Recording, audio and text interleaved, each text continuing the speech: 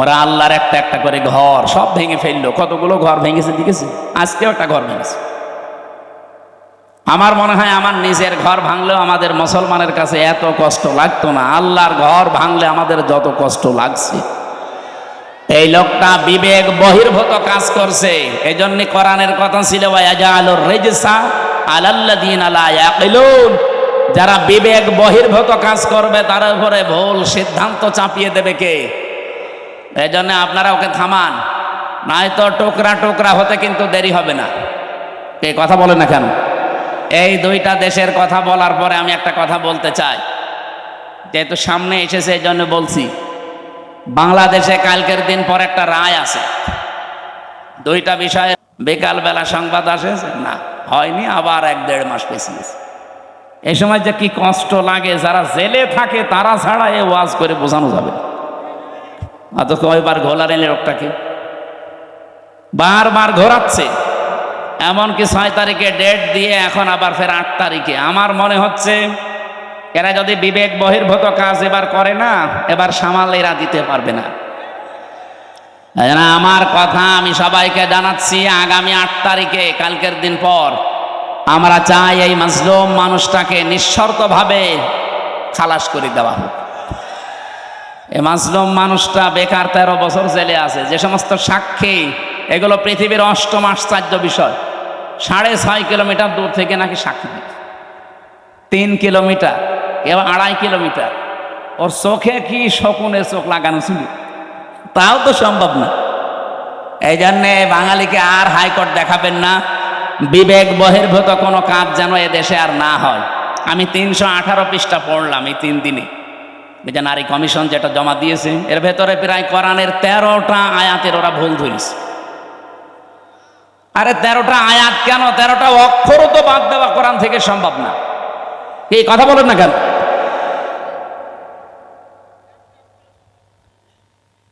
ছাব্বিশটা আয়াতের বিরুদ্ধে ওরা মামলা দিয়েছিল, ভারতে কেস করেছিল যে এগুলো বাতিল করা লাগবে। আর এরা অলরেডি 13টা আয়াতে হাত দিয়েছে। এদের পেছনে কোনো রাঘব বোয়াল আছে, অথবা এরা মানসিক বিকারগ্রস্ত, মেয়াদ উত্তীর্ণ গাঁজা খেয়ে ফেলেছে। মেয়াদওয়ালা গাঁজা খেলেও তো মানুষ, আমি তো দেখি লালনের মাজারে পুলিশে পাহারা দেয়, মেয়াদওয়ালা গাঁজা খাইতে, এই জন্য ওরা চুপচাপ থাকে। আর এরা মেয়াদ উত্তীর্ণ গাঁজা খেয়েছে, এই জন্য এমন এমন কথা দিয়েছে। এ মানে পড়ার পরে আমার আশ্চর্য লাগছে, এরা কি বাইরে থাকার মতো সুস্থ মানুষ? এদের তো পাবনায় পাঠানো দরকার। ওরা লিখেছে যে স্বামী স্ত্রীর যে মিলন, এই মিলনে যদি স্ত্রী রাজি না থাকে, স্বামী যদি সহবাস করে জোর করে, তাহলে তার বিরুদ্ধে ধর্ষণের মামলা দেওয়া হবে। ধর্ষণের মামলা যদি দেয়, রায় হবে কি? ফাঁসি। কথা বলছেন এখানে যে একজন বিচারপতি আন্দাজে ফাঁসি দেবে, সাক্ষী লাগবে না। আর স্বামী স্ত্রীর বিষয়টা তারা 2 জন ছাড়া কেউ জানে? এখন ওখানে তো আমার মনে হয় ইউটিউবারদের দিয়ে রাখা লাগবে যে দেখ কি এরা কি খেয়ে কথা বলে, আমি বুঝি না। অথচ এটা কোরআন শরীফের একেবারে মানে টাটকা বিরোধী কথা। সূরা নূরে কি নেশার ভেতরে আছে স্বামী স্ত্রীর যে ব্যবহারের নিয়ম নীতি, যেসব পুরা তারা পাল্টাতে চায়। 2 নম্বরে তারা লিখেছে যে দেহ আমার, সিদ্ধান্ত আমার। এটা কোরআনে কারিমের প্রায় 8টা আয়াতের বিরুদ্ধে। আমি নিজে যতটুকু পড়েছি, আলা লাহুল খালকু ওয়াল আমরু ইনিল হুকমু ইল্লা লিল্লাহ, এরকম 8টা আয়াত সরাসরি কোরআনের বিরুদ্ধে ওরা কলম ধরেছে। ওরা বলতে চায় দেহ আমার, সিদ্ধান্ত আমার। আর আল্লাহ বলেন এই সৃষ্টি আমার, সিদ্ধান্ত আমার। দেহ আপনার, আপনাকে কে বলেছে? আপনি দেহের মালিক। আমি এই যে 33 বছর বয়স আমার, বলেন তো 34 বছর আগে হামজা নামে উল্লেখ করার মতো আমি কিছু ছিলাম না। 92 সালে আমি জন্ম নিয়েছি, অথচ 91 সালেও হামজা নামে আমি এখানে বসার যোগ্যতা রাখতাম। আমার মা বাবা দায়িত্ব পালন করেছে, তারা শুধু বিছানায় ছিল, এই বাকি যা করার সব করেছে আমার আল্লাহ।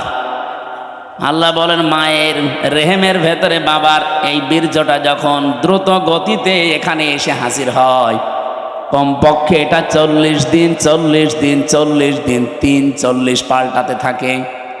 120 দিনে আমি আল্লাহ এইটাকে কমপক্ষে 8টা জিনিস বানিয়ে ফেলি। আপনি যদি এখানে কম্পিউটার ভেড়াতেন, স্ক্রিন দিলে আমি একটা একটা করে আপনাকে দেখাতে পারতাম। বাবার এই নাপাক পানিটা দিয়ে আল্লাহ যে 4টা জিনিস বানায়, এটা সূরা তরিকের ভেতরে আছে। ফালিয়ানজুরিল ইনসানু মিম্মা খুলিকা মিম্মা দাফিকিন ইয়াখরুজু মিন বাইনিস সুলবি ওয়াত তারাইব। এক একটা শব্দ যদি ভেঙে ভেঙে আপনি অর্থ করেন, দেখবেন সলবন 1 বচন দিয়েছেন, তারাইব দিয়েছেন বহু বচন। আমি এটা বাইবেল, কোরআন এবং সায়েন্স, ডক্টর মরিস বোকাইলের লেখা এ আয়াতের তাফসির পড়তে গিয়ে উনি খুব সুন্দর করে বিজ্ঞানের ব্যাখ্যা দিয়েছেন। পড়ার পরে আমার মনে হচ্ছিল এতদিন আমি যেভাবে পড়েছিলাম, এটা পড়ি কোরআন শরীফ একেবারে হাতে কলমে জিবরাইল আমারে শেখাচ্ছে। বাবার এই নাপাক পানিটা যখন যেতে থাকে, বিজ্ঞান এখন দেখাচ্ছে কম্পিউটার দিয়ে কমপক্ষে 40,000 হামজা তৈরি হওয়ার ক্ষমতা রাখে 1 ফোঁটা বীর্য। মায়ের জরায়ুর এই যে দেওয়াল আছে, এখানে ধাক্কা লেগে হয়তো অনেকে পড়ে যায়, যেতে পারে না ওই রেহেম পর্যন্ত। হয়তো কারো 1টা যায়, 2টা যায়, 5টা যায়। এই পৃথিবীতে 13টা পর্যন্ত সন্তান জন্ম দিয়েছে এক মহিলা ক্যালিফোর্নিয়ায়। এর উপরে আর কেউ পারে নাই। বলেন তো 40,000 মানুষ একটা ফোঁটার ভেতরে আমার আল্লাহ লুকিয়ে রেখেছে। যদি মায়ের পেটে জায়গা থাকতো, আমার আল্লাহ 40,000 সন্তানই ওখান থেকে বের করত। আমি ওই দিন থেকে যে প্রতিযোগিতা আরম্ভ করেছি, আমাকে কেউ হারাতে পারে নাই। আমার নিজেরই ভাই বোন কিন্তু 40,000-এর ভেতরে মাত্র আমি হামজা একা বেঁচেছিলাম। বাকি 39,999 জন সব ওই দেওয়ালের সাথে ধাক্কা লেগে মরে গেছে। আল্লাহ পাক ওখানে আমাকে নিয়ে প্রথম 40 দিনে সুম্মা খালাকনান নুতফাতান আলাকাতান ফাখালাকনাল আলাকাতা মুদগাতান ফাখালাকনাল মুদগাতা ইযামা ইলা আখির আয়াত। সূরা মুমিনুনের ভেতরে আছে। আল্লাহ পাক বলেন আমি নিজে ওইটা দিয়ে 4টা জিনিস বানাই, চুল, রগ, হাড় আর পর্দা। আর মায়ের রেহেমের যে কারারিম মাকিন বলা হয়, যেখানে হাতের স্পর্শ লাগে না, এই জায়গায় একটা থলি আছে, নাপাক পানির থলি। এইটা দিয়ে আমি আল্লাহ 4টা জিনিস বানাই, রক্ত, গোশত, চর্বি আর চামড়া। 8টা জিনিস এক হয় 120 দিনের ভেতরে। তখন আমি আল্লাহ নিজের পক্ষ থেকে কমপক্ষে 5টা জিনিস আমার বান্দার জন্য দান করি। وَجَعَلَ لَكُمُ السَّمْعَ وَالْأَبْصَارَ وَالْأَفْئِدَةَ ইলা আখির আয়াত। এই তথ্যটা আছে সূরা নাহালের ভেতরে 14 নম্বর পারা, 14 নম্বর পৃষ্ঠা, 13 নম্বর লাইনের 78 নম্বর আয়াতের মাঝের অংশে আছে। আল্লাহ বলেন শ্রবণ শক্তি, দর্শন শক্তি, বাক শক্তি, আকেল শক্তি আর ঘ্রাণ শক্তি, এই 5টা আমি আল্লাহ আমার রব নামের কারণে তোরে ভিক্ষা দিয়েছি। যদি একটা কম দিতাম, দুনিয়ায় তুই আসতিস কিন্তু পূর্ণাঙ্গ হয়ে না, অপূর্ণাঙ্গ হয়ে। বলেন তো রব নামের কারণে যে 5টা জিনিস আল্লাহ দয়া করে আমারে দিলেন, যদি দর্শন শক্তি না দিত তাহলে আমি আসতাম কিন্তু কানা হয়ে। অনেক কানা মানুষ আসে না, বলেন বলেন। আল্লাহ পাক যদি বাক শক্তি না দিত, কথা বলা, তাহলে আমি আসতাম কিন্তু বোবা হয়ে। আমাকে যদি আল্লাহ শ্রবণ শক্তি না দিত, আমি আসতাম কিন্তু কালা হয়ে। যদি আকেল শক্তিটা না দিত, আসতাম কিন্তু পাগল হয়ে। অনেক পাগল আসে না, তখন আমাকে স্বাভাবিকভাবে স্টেজে ওঠা দূরের কথা, প্রধান অতিথি, বিশেষ অতিথি, ওসি সাহেব দূরের কথা, মানুষ বলতো নাম, এখান থেকে কানা, পাগল। স্টেজের ধারে পাশেও পাগল কানারে আসতে দিত।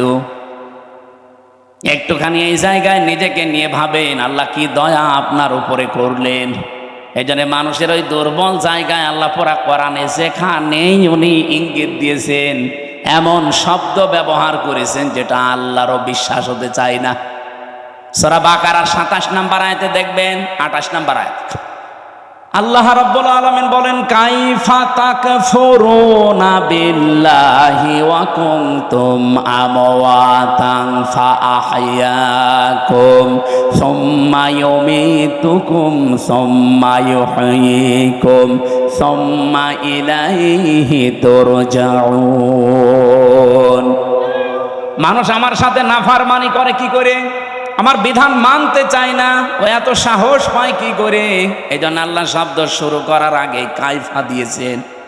এখানে যারা আরবি গ্রামার বোঝে, যারা বালাগাত মানতে পড়ায়, ওদের জিজ্ঞাসা করেন কাইফা শব্দটা কমপক্ষে 29টা অর্থে ব্যবহার হয়। আমি সামারাইজ করে 19টা অর্থে পেয়েছি। এর ভেতরে 13 নাম্বার একটা কায়দা বালাগাত মান থেকে আছে। কাইফা শব্দ সেন্টেন্সের আগে ব্যবহার করা হয় এই জন্যে যেটা আল্লাহরও বিশ্বাস হতে চায় না।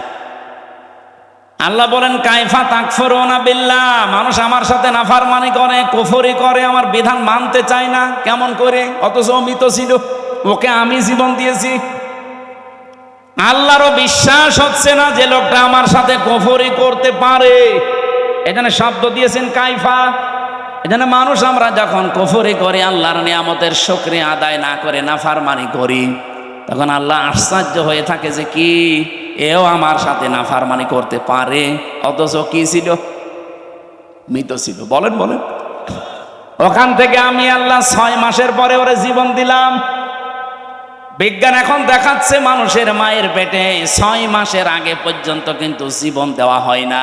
এর আগে বিভিন্ন স্ট্রাকচার তৈরি করা হয়। 360টা হাড় দিয়েছেন আল্লাহ, জোড়া দিয়েছেন। 9768 প্রকার চামড়া দিয়েছেন শরীরে। এক এক জায়গার চামড়ার গুণাগুণ এক এক রকম। কমপক্ষে আপনার বিভিন্ন জায়গায় যে চামড়াগুলো আছে, চামড়ার সাথে এমন কিছু সেট করা আছে, এই যে শুধু এই চামড়াটুকুতে 153টা রগ দেওয়া আছে, রেখা। পৃথিবীর আজ পর্যন্ত কোনো মানুষের এই জায়গাটা একজন আর একজনের সাথে মেলে নাই, কিয়ামতের আগে মিলবেও না। 153টা রেখা যদি কেটেও যায়, আপনার দেখবেন ঠিক হয়ে যাবে।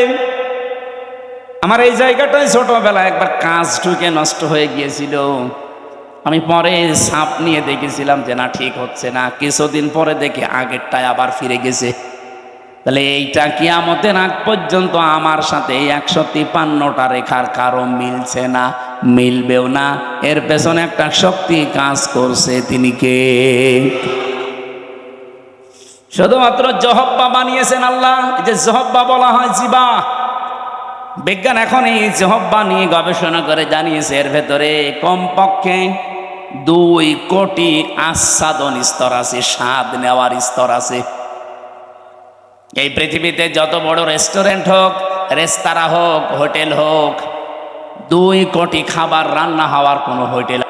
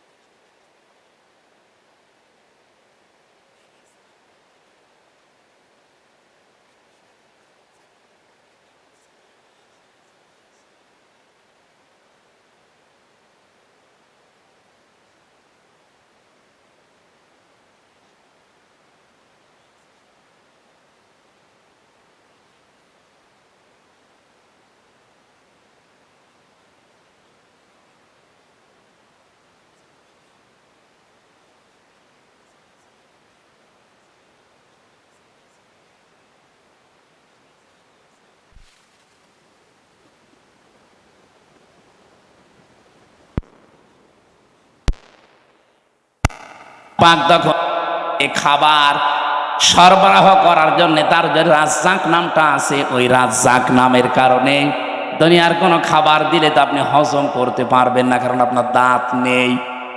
আছে এই জন্য মায়ের মাসিক অসুখ বন্ধ করে দিয়ে ওই না পাক রক্তটা আল্লাহ মুখ দিয়ে দেয় না, নাভির ভেতর দিয়ে পাস করে আমাকে বাঁচিয়ে রাখে। নবীজি বলেন আল্লাহ মুখ দিয়ে না দিয়ে নাভি দিয়ে দিয়েছে কেন জানো? পৃথিবীতে আল্লাহর বান্দারা এসে যেন এই মুখ দিয়ে কোনো নাপাক জিনিস ভেতরে না দেয়। অথচ আমরা আল্লাহর এমন বান্দা আছে, আল্লাহ মায়ের পেটের ভেতরে মুখটা পবিত্র রেখে দিয়েছে, নাপাক রক্ত মুখ দিয়ে দেয়নি, নাভি দিয়ে দিয়েছে। অথচ এসে এখানে কত মানুষ এই মুখে নাপাক জিনিস দেয়। বলেন তো সুদের টাকা আর ঘুষের টাকা এটা পাক না নাপাক? এখানে কত মানুষ বসে আছে টাকা ছেড়ে রাখে আর টাকা আসে, এটা কি বলে না? এটা আর একটা নাম আছে। বলেন তো যে 1000 টাকা যারা ছেড়ে দিয়েছেন মাসে মাসে 100 টাকা 200 টাকা করে বেশি দেয়, এই কাজে যারা আছেন এই টাকাটা পান, এটা কি নাপাক নাপাক? যারা এগুলো করছেন তাদের ছেড়ে দেওয়া লাগবে, নয়তো আপনি নবীর হাদিস অনুযায়ী মায়ের সাথে জিনা করছেন। কারা কারা এই কাজে আছেন হাত তোলেন তো। এই এলাকা তো ভালো মনে হচ্ছে, আলহামদুলিল্লাহ। তাহলে তো ওসি সাহেবের কাছে অনেক নালিশ যায় না মনে হয়, এলাকা অনেক ভালো, একটা লোকও নেই। যারা এই যে নাপাক জিনিসগুলোর ভেতরে অন্যতম আর একটা এলাকায় চলে কিনা আমি জানি না, বিড়ি আছে, এটা ছেড়ে দেবে, এটা বদ অভ্যাস। ওটা খেলে মুখ পর্যন্ত আমার মনে হয় গন্ধ হয়ে যায়। যারা খায় তারা তো টের পায় না, যারা পাশে দাঁড়ায় তারা টের পায়। আপনি একটু চিন্তা করেন না, আপনার এই নাভির ভেতর দিয়ে আল্লাহ পাস করে আপনাকে বাঁচিয়েছে, কেন মুখ দিয়ে ওটা দিতে পারতো না? আল্লাহ জানে যে আমার বান্দা এই নাপাক জিনিস আমি মুখ দিয়ে দিলে এ মুখটা নাপাক করে ফেলবে। আমি চাই এটা পবিত্র থাক, দুনিয়ায় যে আমি আল্লাহর পবিত্র নাম যেন উচ্চারণ করে। সুবহানাল্লাহ বলতে পারেন না? 6 মাসের পরে যখন রুহু এসে গেছে, খাবারের উদ্রেক দেখা দেয়। আল্লাহ পাক বলেন খাবার তো এভাবে চলতে থাকে, আস্তে আস্তে আমি আল্লাহ নিজে তখন আকৃতি বানাই। ওয়াল্লাযী ইউসাউবিরুকুম ফিল আরহামি কাইফা ইয়াশা ইলা আখিরি আয়াত। সূরা আলে ইমরান 3 নাম্বার পারা, এটা 9 নাম্বার পৃষ্ঠা 6 নাম্বার লাইনের 6 নাম্বার আয়াতের প্রথম অংশে আছে। আল্লাহ বলেন তিনি সে আল্লাহ যিনি মায়ের পেটের ভেতরে তোমাদের আকৃতি তৈরি করেন। তোমার যে আকার আকৃতি এটা পৃথিবীর কেউ বানায়নি, এটা আমার আল্লাহর নিজের সিদ্ধান্তে তৈরি হয়েছে। এই জন্য পৃথিবীর যত সৃষ্টি সবচাইতে সুন্দর সৃষ্টি মানুষ। কথা বলে লাকাদ খালাকনাল ইনসানা ফি আহসানি তাকওয়িম। পৃথিবীতে সবচাইতে সুন্দর করে আল্লাহ বানিয়েছে মানুষের এই চেহারাকে, এত সুন্দর আর পৃথিবীর কোন সৃষ্টির ভেতরে আপনি পাবেন না। কিন্তু এই সুন্দর চেহারার মানুষগুলো যখন নিচে নামতে থাকে, সুম্মা রাদাদনাহু আসফালা সাফিলিন, এরা এত নিচে নামে যে পশু পাখি পর্যন্ত এত নিচে নামে না। এই বাংলাদেশে নিচে নামে নাই। আসিয়ার মতো 7 বছরের মেয়েকেও যারা ধর্ষণ করতে ছাড়ে না, ওরা কি মানুষ না জানোয়ার? জানোয়ার বললেও ভুল হবে, কারণ জানোয়ারও অত নিচে নামে না।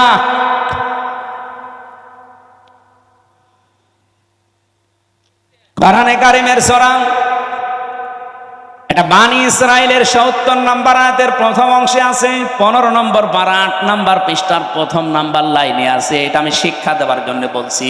ওয়ালাকাদ কাররামনা বানি আদম, আল্লাহ পাক বলেন বনি আদম সন্তানকে আমি আল্লাহ সম্মানিত করেছি। কে? আরো জোরে।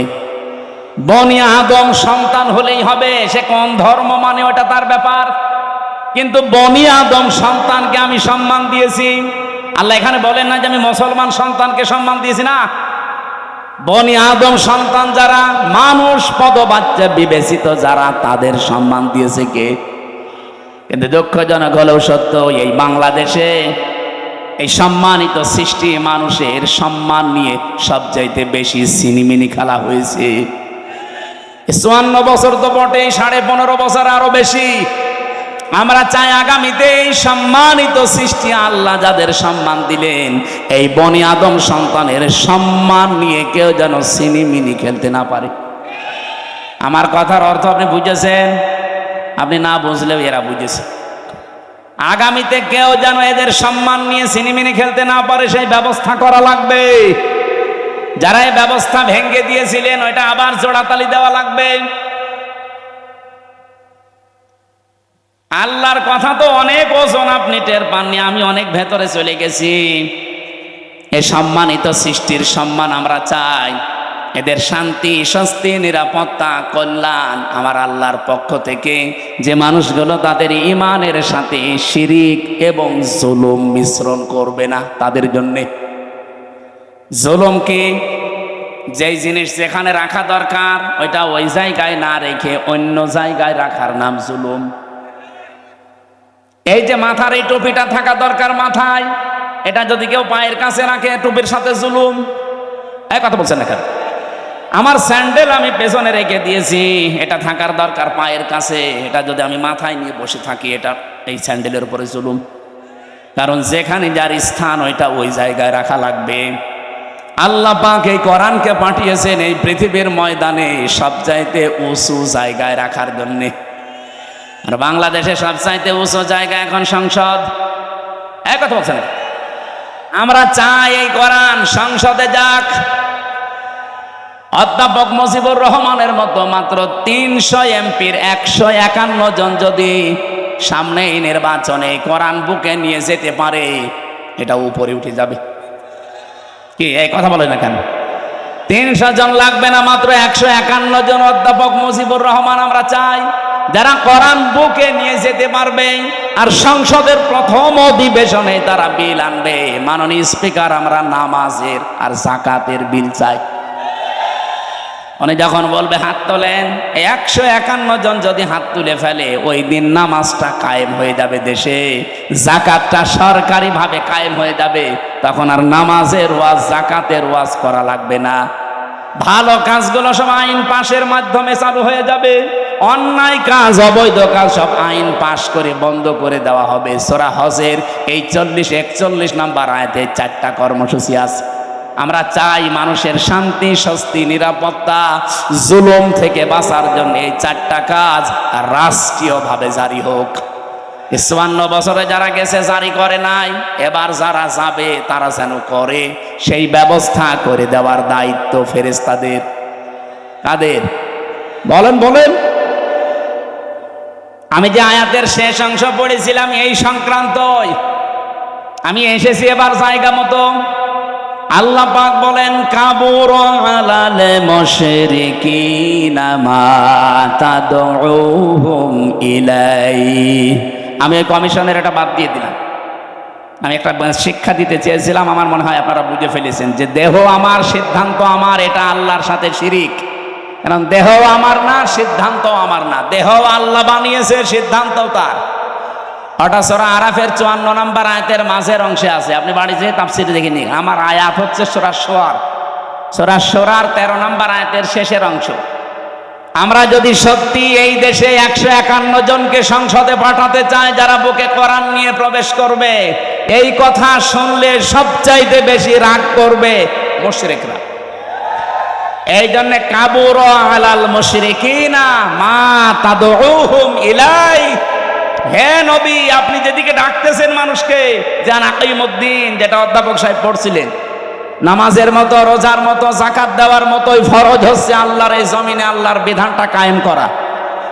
এই পৃথিবীতে যত নবী আল্লাহ পাঠিয়েছেন, শুধু 2 জন নবী বাদ দিয়ে প্রত্যেক নবীর উপরে তাদের আসল মিশন আর ভিশন ছিল এইটা, আনাকিমুদ্দিন ওয়ালা তাতাফাররাকু ফি। দিন কায়েম করো, কোনো ফতোয়াবাজি করবা না। এই বাংলাদেশে এরকম একটা পরিবেশ তৈরি হচ্ছে, দল মত, জাতি, বর্ণ, ধর্ম নির্বিশেষে সবাই গোবিন্দ পরামানিকের মতো মানুষ বলছে এই দেশে ইসলাম কায়েম হলে আমরা সব চাইতে নিরাপদে থাকতে পারবো। আর আপনি কি বলছেন? কি সে একটা হিন্দু মানুষ যদি কথা বলতে পারে?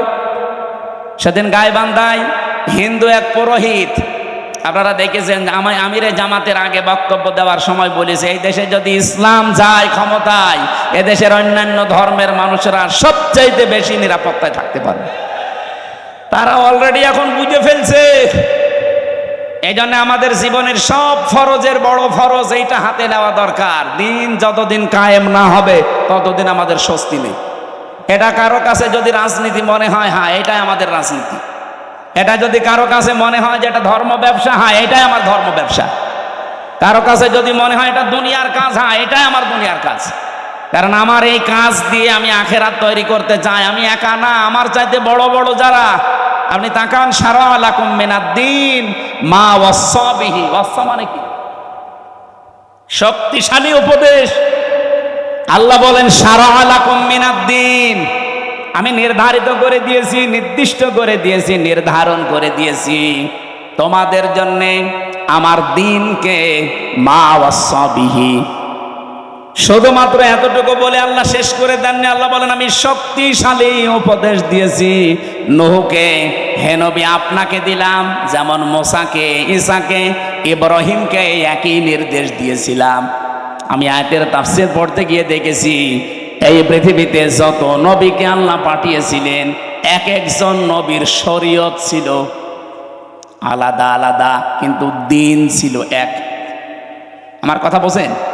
পৃথিবীর যত নবীকে আল্লাহ পাঠালেন প্রত্যেকটি নবীর দিন ছিল এক, কিন্তু শরীয়ত আলাদা আলাদা। এটা বোঝাতে গিয়ে আমি তাফসীর একটা উদাহরণ পেয়েছি। এই এদিকে তাকান, একজন বাড়িওয়ালা 5 জন কর্মচারী রেখেছে, এক একটা কর্মচারীর কাজ আলাদা আলাদা। মালিক কয়জন? আরো জোরে। কিন্তু কাজ যাদেরকে 5টা কর্মচারী আলাদা আলাদা দিয়েছে, প্রত্যেকটা অর্ডারের উপরে মালিকের যেহেতু হুকুম আছে, প্রত্যেকটা হুকুমের দাম আছে না নেই? তারা তো প্রত্যেকেই মালিকের কর্মচারী। কাজ এক একজনকে এক একটা ভাগ করে দিয়েছে। কেউ বাজার করবে, কেউ বাড়ি ঘর ঝাড়ু দেবে, কেউ দারোয়ানিতে করবে। আল্লাহ পাক বলেন আমি মালিক, আমি দিন একটাই পাঠিয়েছি, কিন্তু এক এক নবীর শরীয়তে, জীবন বিধানের ভেতরে আলাদা আলাদা নিয়ম দিয়েছিলাম। আমাদের নবী মুহাম্মদুর রাসূলুল্লাহকে আল্লাহ যে শরীয়ত দিয়েছেন, আদমকে সে শরীয়ত দেয়নি। হযরত ঈসাকে যে শরীয়ত দিয়েছে, মুসাকে সেটা দেয়নি। কিন্তু লক্ষণীয় বিষয় একটা, যত নবী এসেছে দিন সবার কিন্তু এক ছিল, আর সবাইকে আল্লাহ নির্দেশ দিয়েছে আনাকিমুদ্দিন, দিন কায়েম করো। তাফসীরে আমি 2টা জিনিস এখান থেকে আরো ফলো করে পেয়েছি। এইদিকে তাকান, দিন যতদিন পর্যন্ত কায়েম না হবে তোমার ব্যক্তি, পরিবার, সমাজ, রাষ্ট্র, এলাকায়, আবার শুনুন, দিন দিয়ে মিজানে যখন আপনার সবকিছু শেষ হয়ে যাবে কর্মকাণ্ড, এরপরে আপনাকে জান্নাতে আল্লাহ প্রবেশ করানোর জন্য এই ব্রিজটা পার হওয়া লাগবে, এই সেতুটা। এটা তো আর যমুনা সেতু, পদ্মা সেতুর মতো না, এত বড় লম্বাও হবে না, চুলের মতো চিকন হবে, আর হীরার মতো ধার হবে। আর এরকম 6-7 কিলোমিটার, 8 কিলোমিটারও না। পৃথিবীতে এত বড় সেতু কোনো জায়গায় নেই। 30,000 বছরের মতো রাস্তা। আল্লাহ তাআলা বলেন ওয়াইম মিনকুম ইল্লা ওয়ারিদুহা কানা আলা রাব্বিকা হাতমাম মাকদিয়্যা সুম্মা নুনাজ্জিল্লাযিনা তাকাও ওয়া নাযারু যালিমিনা ফিহা জিসিয়্যা। অবশ্যই তোমাদেরকে আমি পুলসিরাত পার করাবো। এই পুলসিরাত পার করানোর সময় যাদের ঈমানের সাথে জুলুম, শিরিক এগুলো মিশ্রণ ঘটে নাই, তাদেরকে আমি বাঁচিয়ে দেব। আর যাদের শিরিকের গন্ধ পাওয়া যাবে, এদের বাঁচানো না, এরা কেটে কেটে জাহান্নামের ভেতরে পড়বে। ফাকাদিমনা ইলা মা আমিলু মিন আমালিন ফাজআলনাহু হাবাআম মানসুরা। এটা আছে সূরা ফুরকানের 23 নম্বর আয়াতে। কিয়ামতের দিনে শিরিক মিশ্রিত আমল ওর মুখের উপরে ধূলিকণার মতো নিক্ষেপ করা হবে। বলেন নাউজুবিল্লাহ। এই আয়াত থেকে যেটা প্রমাণ পাওয়া যায়, যদি কেউ আল্লাহর পক্ষ থেকে স্বস্তি, নিরাপত্তা পেতে চায়, মাস্ট বি তাকে তার ঈমান, শিরিক এবং জুলুম মুক্ত করা লাগবে।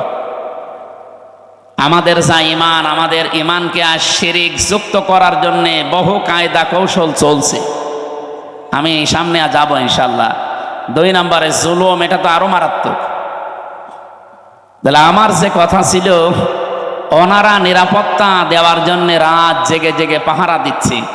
আমি এখান থেকে কুষ্টিয়া পর্যন্ত যেতে কমপক্ষে 5 থেকে 6 জায়গায় এই ভাইদেরকে পাওয়া যাবে। ওই মানুষগুলো সারা রাত জেগে আছে, পাহারা দিচ্ছে। এই জন্যে যারা জনগণের জানমাল ইজ্জত আবরু হেফাজতের দায়িত্বে আছেন, এই চাকরিটা শুধু চাকরি না, এটা একটা ইবাদত। আর পুলিশের চাকরিতে যেহেতু কোনো ডিউটি নেই, সে 8 ঘন্টা 10 ঘন্টা না, 24 ঘন্টায় ডিউটি। ওনারা যদি টয়লেটে বসে থাকে, যদি ডাক দেয়, আমার মনে হয় ওই অবস্থায় চলে আসে। কারণ আমার দোলা ভাই পুলিশ, আমার চাচা পুলিশ, বাবাও ছিল এক সময়, এখন আর নেই। এই জন্য আমি ওনাদের কাজ কারবার কাছ থেকে দেখেছি, বহু কষ্ট স্বীকার করা লাগে এই কাজগুলোতে। এই জন্য এই চোখটা যেন আল্লাহ জাহান্নামের আগুনে না জ্বালান, সেরকম কাজকর্ম তাদের জীবনে করার তৌফিক আল্লাহ দান করে। তো পুরাটা জীবনই ওনাদের এবাদত, 24 ঘন্টায় এবাদতের ভেতরে আছে। 2 নম্বরে ওই চোখ জাহান্নামে যাবে না যারা রাতের বেলা নিজের গোনার কথা স্মরণ করে কান্দে। এখানে 2 প্রকার মানুষই আমরা আছি, ওনারাও আছে। এখানে রাত জেগে গোনার কথা স্মরণ করে কন্দন করা মানুষ নেই। সুতরাং আমরা 2 প্রকার চোখই নিয়ে এখানে বসে আছি। এই চোখ দিয়ে আজকে আল্লাহর কোরআনে কারিমের কিছু কথা দেখতে চাই, কান দিয়ে শুনতে চাই। আল্লাহ আমাদের তৌফিক দেন, বলেন আমিন। আমি যে কথা তুলেছিলাম ওইদিকে যাবো ইনশাল্লাহ। দল মত জাতি বর্ণ ধর্ম নির্বিশেষে আজকের এই অনুষ্ঠান, এটা কি শুধু মুসলমানদের জন্য সাজিয়েছেন? না, অন্য ধর্মের যদি কেউ এসে থাকেন, নাকি এই থানায় অন্য ধর্মের মানুষ নেই? আছে।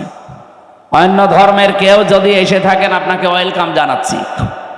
আমার যতটুকু বাস্তবতায় আমি দেখেছি, আমার মনে হয় কোনো মানুষ যে ধর্মই মেনে চলুক, ও যদি একটু বিবেকটা কাজে লাগায়, তাহলে পৃথিবীর 4,500 ধর্ম আছে, কোনো ধর্মে তার এই বিবেকে সাই দেবে না যে আমি থাকি।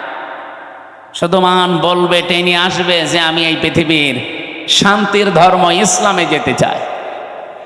কয়েকদিন আগে যশোরে এক কলেজের অধ্যাপক, বিসিএস ক্যাডার, ওনারা বলেছিলাম যে স্যার, আপনাকে মুসলমান হওয়া লাগবে না, আপনি শুধু আমাদের ধর্মীয় গ্রন্থ কোরআন শরীফটা একটু বুঝে বুঝে পড়বেন।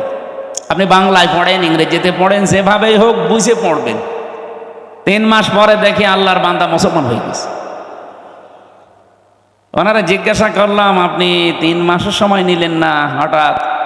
বলছে, আমি কোরআন শরীফের পুরাটা আমি আনাকম জানাকম পড়ি নাই, বুঝে বুঝে পড়েছিলাম।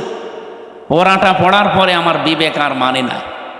আমি দেখলাম যে আমার ধর্মে যেটা 12 মাসে 13 পূজা করি আমরা, আমার দেবতার কোনো অভাব নেই। 33 কোটি দেবতা আমাদের। কত? আপনি যদি ওনারে বলেন যে স্যার একটু নাম বলেন তো কয়টা, আমার মনে হয় 33টার নামও বলতে পারবেন। অথচ এখানে আমরা মক্তবে যারা পড়ে, এদেরকে জিজ্ঞাসা করেন আল্লাহর নাম কয়টা, অন্তত 99টা তো বলবে না? আল্লাহর নাম কয়টা? না, 5,000-5,000-এর উপরে আমরা তাফসিরে পড়েছি। আল্লাহর নাম 5,000-এর উপরে। আমরা 99টা কায়দায় পেয়েছি, তো এটাই বলি।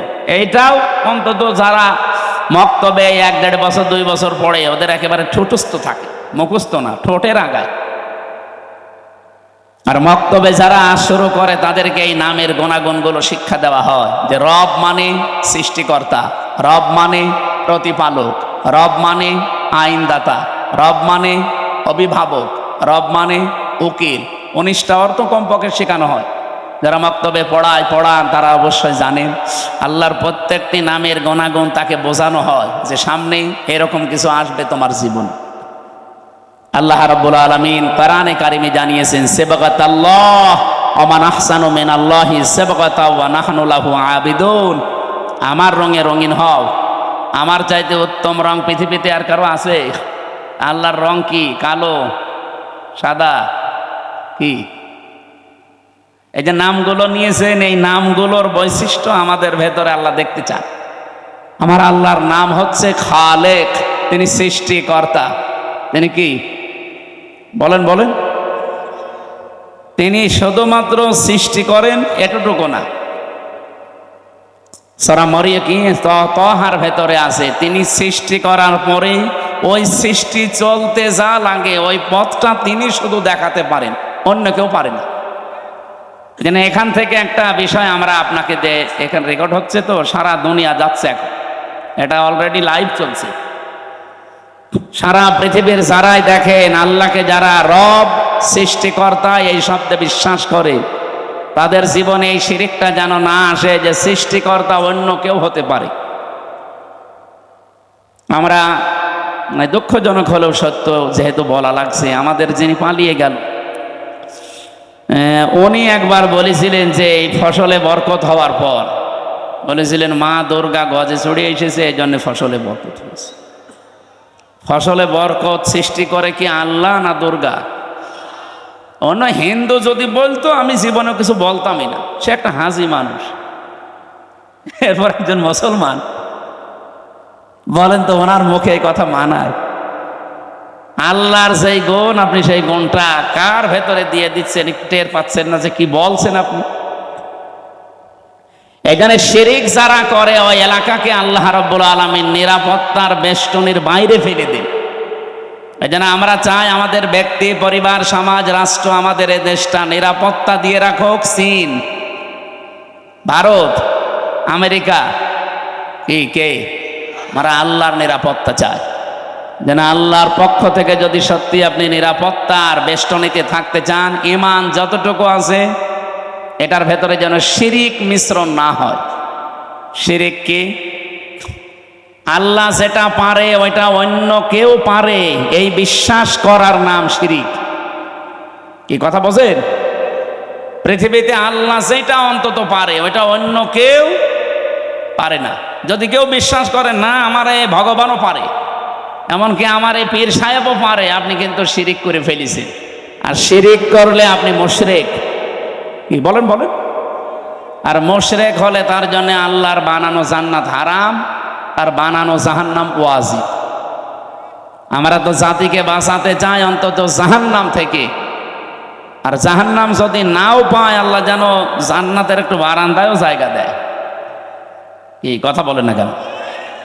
জান্নাতে এরকম একটা অনুষ্ঠান আল্লাহ নিজেই করবেন, আর নিজে থাকবেন সভাপতি, বিশ্বনবী হবেন প্রধান অতিথি। যারা জান্নাত পাবে তারা থাকবে শ্রোতা, অন্য কেউ ঢুকতে পারবে না।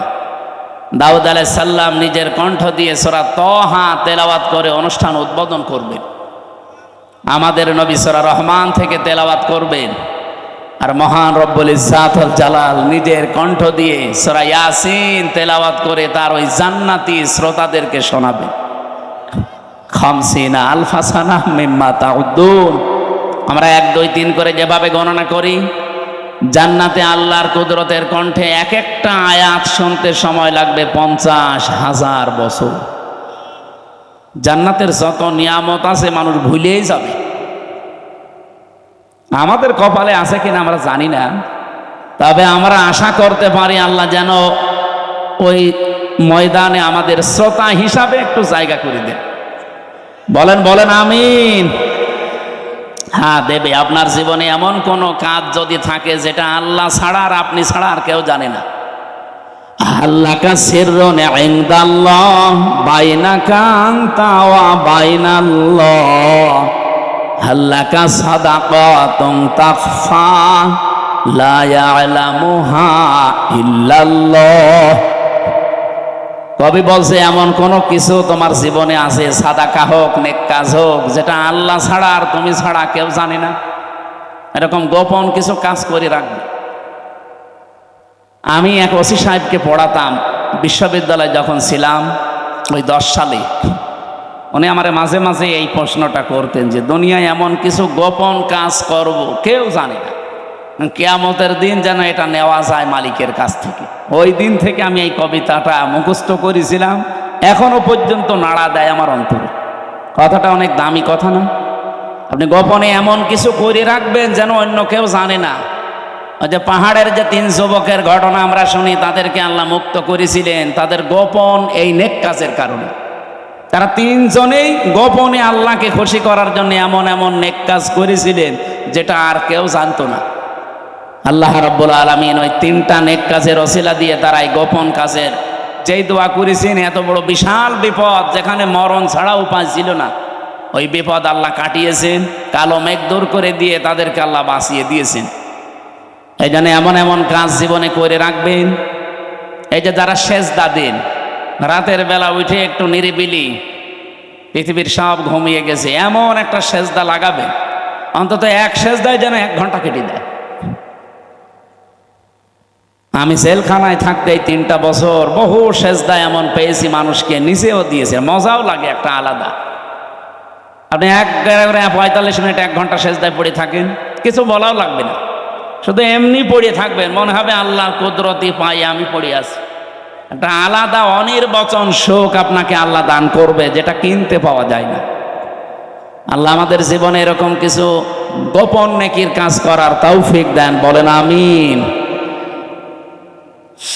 আমার ভাইরা, আমার যে কথা তোলার ছিল আমি তুলেছি। আমাদের ঈমান আমরা শিরিক মুক্ত করতে চাই। নিরাপত্তা দেওয়ার একচ্ছত্র মালিকানা আমার আল্লাহর।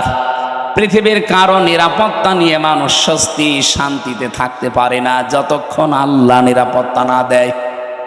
কি কথা বলেন? কত মানুষ তো নিরাপত্তা দেওয়ার জন্য এগিয়ে আসতেছে না। বাংলার মানুষেরা যতদিন পর্যন্ত আল্লাহর এই নিরাপত্তা আপনি না পাবেন, বাইরের যত বড় উন্নত রাষ্ট্র নিরাপত্তা দিক, তাদের নিরাপত্তারই তারা গ্যারান্টি দিতে পারছে না। আজকে ইসরায়েলে দেখেছেন, আজকে 12:30টার সময় কি ভূমিকম্প। অলরেডি একদিকে দাবানল জ্বলছে, আর একদিকে ভূমিকম্প। ওদের 112টার উপরে উন্নত মেশিন কাজ করছে, পানি, ঔষধ এবং এই যে স্প্রে দিয়ে আগুন লেভাতে সক্ষম হচ্ছে না। কারণ এই আগুন তো আর হামসা ধরায়নি, আগুন ধরিয়েছে কে? সারখার হয়ে যাচ্ছে পুড়ে। ওদের বিশ্ব রোড বন্ধ হয়ে গেছে, জেরুজালেমের রাস্তা বন্ধ হয়ে গেছে। এভাবে যদি আর সর্বোচ্চ সপ্তাহখানিক ওরা কন্ট্রোলে আনতে না পারে, পৃথিবীর মানচিত্র থেকে এই জঘন্যতম জাতি ইহুদিরা, ইসরায়েল রাষ্ট্র, এটা পৃথিবী থেকে হালাক হয়ে যাবে। এগুলো হওয়ার পেছনে আমি কোরআন থেকে একটা কারণ পেয়েছি। সূরা ইউনূস 100 নম্বর আয়াত, 11 নম্বর পারা, 19 নম্বর পৃষ্ঠা, 4 নম্বর লাইনে আছে, শেষের দিকে পাবেন। ওয়ায়াজআলুর রিজসা আলাল্লাযীনা লা ইয়াকিলুন। কোন মানুষ যদি তার বিবেক অনুযায়ী কাজ না করে, আবার বোঝেন, কোন মানুষ যদি বিবেক অনুযায়ী কাজ না করে, তাহলে তার উপরে আল্লাহ নিজে ভুল সিদ্ধান্ত চাপিয়ে দেয়। ওয়ায়াজআলুর রিজসা আলাল্লাযীনা লা ইয়াকিলুন। বিবেক, বুদ্ধি, কমন সেন্স, এটা অনুযায়ী যদি কেউ দুনিয়াতে কাজ না করে, তার উপরে ভুল সিদ্ধান্ত চাপিয়ে দেয় কে? এই লোকটা বিবেক বহির্ভূত কাজ করেছিল। 1940 সালে ওদেরকে থাকতে দিয়েছিল, আমরা যেমন কি রোহিঙ্গাদের থাকতে দিয়েছি, মানবতার খাতিরে ওদেরকে থাকতে দিয়েছিল। এই পৃথিবীর নিকৃষ্ট জাতি এখন এই ইহুদিরা, খালি গায় খালি পায়, তামাম দুনিয়ার কেউ নেয়নি। অথচ এই মানুষগুলোকে থাকতে দিয়ে এখন তারা কাল হয়ে দাঁড়িয়েছে। কি কথা বলে না কেন? যারা থাকতে দিল তাদেরকে এখন দেশ থেকে তাড়িয়ে দিচ্ছে। এই সিদ্ধান্তটা তার ভুল ছিল। এই মানুষগুলো বিবেক বহির্ভূত কাজ করার কারণে আল্লাহ এমন কিছু চাপিয়ে দিয়েছে যেটা এখন কন্ট্রোলের বাইরে। এদিকে তাকান, কোন দিকে তাকিয়ে আছেন আপনি? দ্বিতীয় নম্বরে আমাদের পাশের প্রতিবেশী নামে কলঙ্ক। সবাই খারাপ না, এখানে কিছু উগ্রপন্থী এতদিন যারা আমাদেরকে সারা বিশ্বের মোড়লদের কাছে জঙ্গি হিসাবে দেখাতে চেয়েছে, এখন তামাম দুনিয়ার সবচাইতে নিকৃষ্ট এবং বড় জঙ্গি ইন্ডিয়া। বিশেষ করে উগ্রপন্থী যারা, তারা, মোদি যেহেতু উগ্রপন্থী, এই জন্য নামও এসেছে পৃথিবীতে নিকৃষ্ট মানুষের তালিকায় 2 নম্বরে। আপনি এখন ইন্টারন্যাশনাল দেন, 6 জন মানুষের নাম পাবেন, দুনিয়ার সবাই তাদের ঘৃণা করে। 1 নম্বরে নেতানিয়াহু, 2 নম্বরে মোদি, 3 নম্বরে আমাদের যেটা পালিয়েছে, ওইটার নাম আমি বলি না, ওইটার নাম বললে আমার কেমন লাগে। বলেন এই মানুষগুলো কি শুধু আমরা খারাপ বলছি? তামাম দুনিয়া যত সৃষ্টি আল্লাহ করেছেন, সব সৃষ্টি ওদের ঘৃণা করে, দেখতেই পারে। ওরা আজ দাঙ্গা অলরেডি লাগিয়ে দিয়েছে। আপনি কি মনে করছেন ওটা তার কাটার ওপারে থাকবে? বাতাস এই দেশে আসলো বলে।